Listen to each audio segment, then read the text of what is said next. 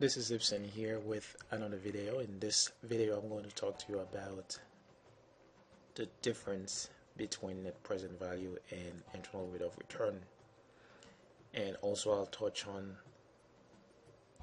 there's a consensus about, inferiority and superiority of the NPV as opposed to the internal rate of return, IRR. Which one is better from a wealth accumulation standpoint for shareholder values for a firm, or just investment basis. So I think it's a good thing to take a look at both metrics and see. I'm going to show you from the example here, and so you can see for yourself. All right. And also what I will touch on the base some of the rules that for both net present value and IRR as well. When you think about it, looking at the screen here, you see the project cost and acquisition is 150, and I'm going to change some of the numbers so you can see how the cash flow changes over time for every single year, whether that be at the beginning of the investment, during the holding period, or toward the end of the investment when I'm about to dispose of the asset, right?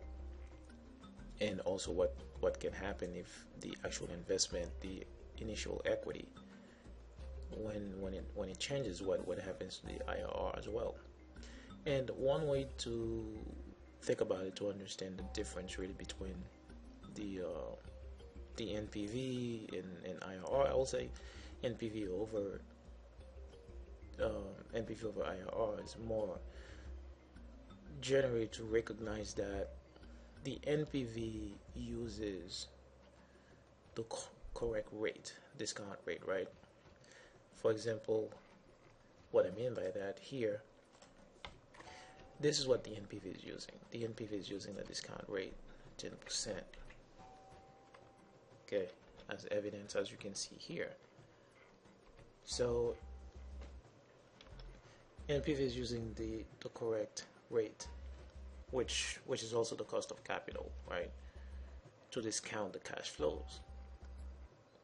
And that's what it's using to discount all those cash flows that you see here every single month from the leases, right?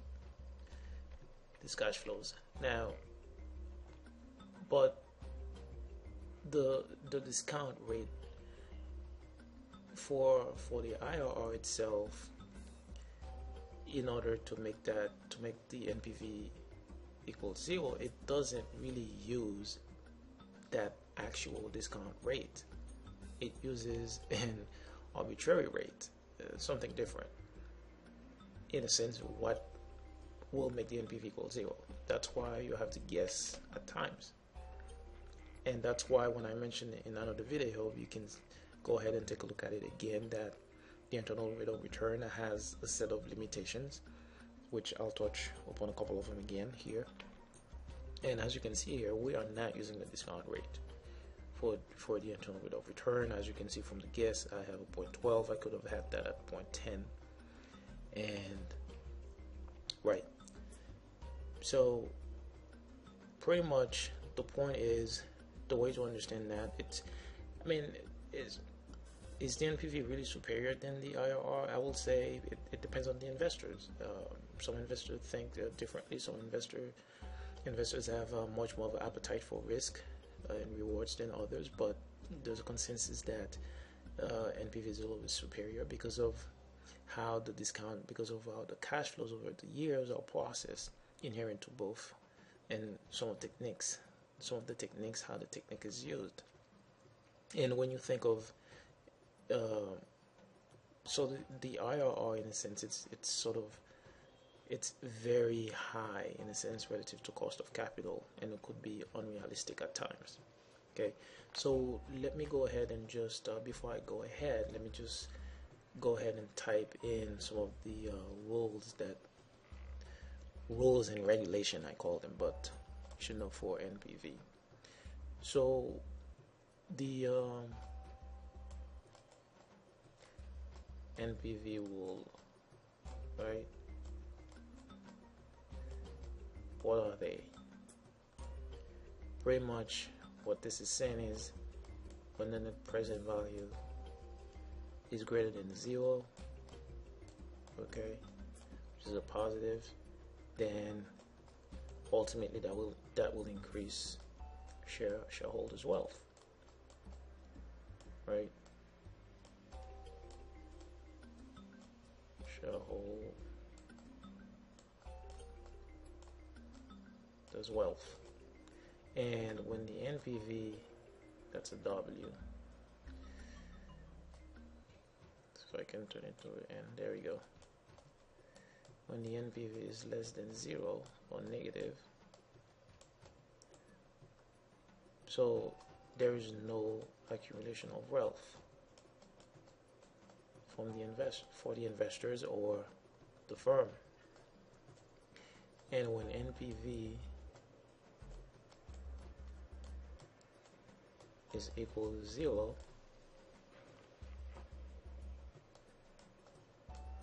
whether it's a risk-averse investors or risk takers, so it's usually indifferent. Okay, so all that is saying is if the NPV is greater than 0, as you can see here in the example, if the NPV is greater than 0, you go ahead and invest in the investment. If it's less than that, let's change this and find out. Okay, now you see you have an internal rate of return of 0%. Your let's put that $200 million. NPV is negative. Okay, would you go ahead and do this deal if your net present cash flows, if your net present values, your cash flows were negative? Of course not. You'll risk a lot of fun. You'll risk a lot going into a deal like that to go ahead and invest with a negative negative NPV. So you wouldn't want to do that. And if the NPV is equal to 0, again, this I think comes down to investors' appetite. Okay, because if you were to think about it from, let's say, all I'm saying is that if you have risk and you have return here, as risk increases, right? The more risk, the more rewards. And that's why you see developers are usually rewarded because they take the highest risk going into a development because of so many facets of that development, whether it's zoning, different law, and dealing with government agencies and whatnot, and bringing in equity partners, debt partners. It depends. And we're talking about a development project can take anywhere from 2 to 5 years. It depends where it is geographically and location wise. And so again, from that standpoint of net present value equals 0, and it's really, in my opinion, it's about the investor or the firm. Okay, and what about IRR, right? So I will say that before I move on to IRR, let me say a couple of things here about NPV again. So if you were, as you can see here, the NPV is calculated also in terms of currency. As you can see the dollar amount, right? You can see the dollar amount as opposed to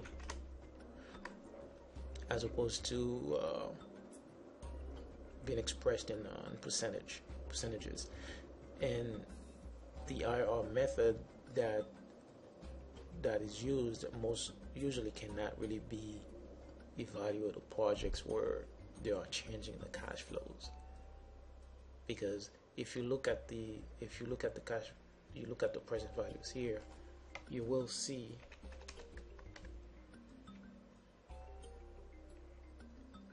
changes happening.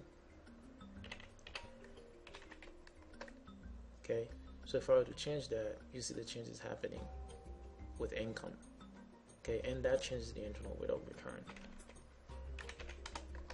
Okay, so I increased the rental income by $12,000 or $12. What happened first year, it changes, second year changes, third year and fourth year, and so forth. And that, in a sense, changed the net present value, but it stayed positive. Of course, your internal rate of return increases, but what I'm saying is that your cash flow is going to change. So that's what I meant in one of the videos when I expressed that it doesn't really take into account your cash flow, how that's going to perpetuate the investment every single year on an annual basis. And the net present value, in a sense, it's pretty much calculating additional wealth, if you think of it in this way, where I will say that the internal rate of return calculation can be it could be ineffective at times if a project with a mixture of multiple positive and negative cash flows. If I had multiple positive and negative cash flows here, that would make the internal rate of return very ineffective. Very ineffective. And also lack of flexibility, right?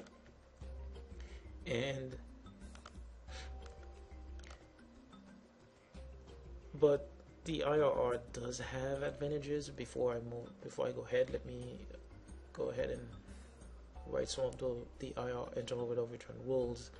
So IRR rules here. Let's say seems the cops are after somebody out there. Interesting. So let's see, if the internal rate of return is greater than 0, okay, let's say levered IRR, and levered IRR, levered is with debt, unlevered is without debt. This is something that I can go in another video. I'm not going to go into detail about that here. So this is positive plus the hurdle rate. Then you can go ahead and invest in the deal. For example, what I'm saying here, say this is the internal rate of return is 12%, and the hurdle rate, we can say it's the discount rate in this sense. It's 10%. Okay, 12, 10%. So you'll go ahead and make the investment. If the IRR is less than 0 or negative, from the hurdle rate perspective, let's say this was 10%, this was 12%. Then again, this is when the IRR is indicating a rate of return, indicating the rate of return for a project, and also it can be the economic rate of return. So there are so many factors. That's why it becomes even much more feasible from the investor standpoint to go ahead, especially looking at here when the IRR is 10%, but your hurdle rate is 12%. Some investors and firms will go ahead and make that investment, and some of them will not, especially because, as I mentioned before, the IRR is not quite similar as the net present value due to the fact that it has so many limitations. Okay, because with it calculates break even, and it shows the return on the original money that was invested. You know what I mean? The IRR method, it's really going to show the return on the original money, for example, whatever that initial equity that was invested, right? And so yeah, that's pretty much it. I think I've touched on some of the things that I wanted to talk to you about. Looking at the difference from a consensus standpoint, because you have many individuals in the industry, and whether it's investors or developers and owners, or I wouldn't say contradicted about NPV and IRR, but there are developers that I know and investment managers and who don't really use IRR at all in their discount cash flow analysis. They don't use that. They prefer to use the NPV or other things, and other metrics. And some of them do use it. Then again, it's all about preference. But as I said before, I think that in my mind, I think that the NPV is a little bit better than the present value, is a little bit better than the IRR, just because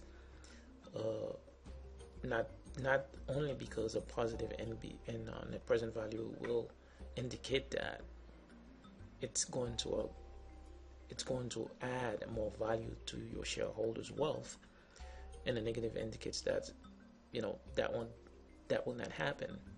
But it doesn't have all the limitations that the IRR has. It doesn't have all the limitations that IRR has, which sometimes you have to break down in MIRR, and every single year you have to change the IRR to a quarter standpoint. And that's all I have to say about IRR and NPV. Looking at the differences here, and also how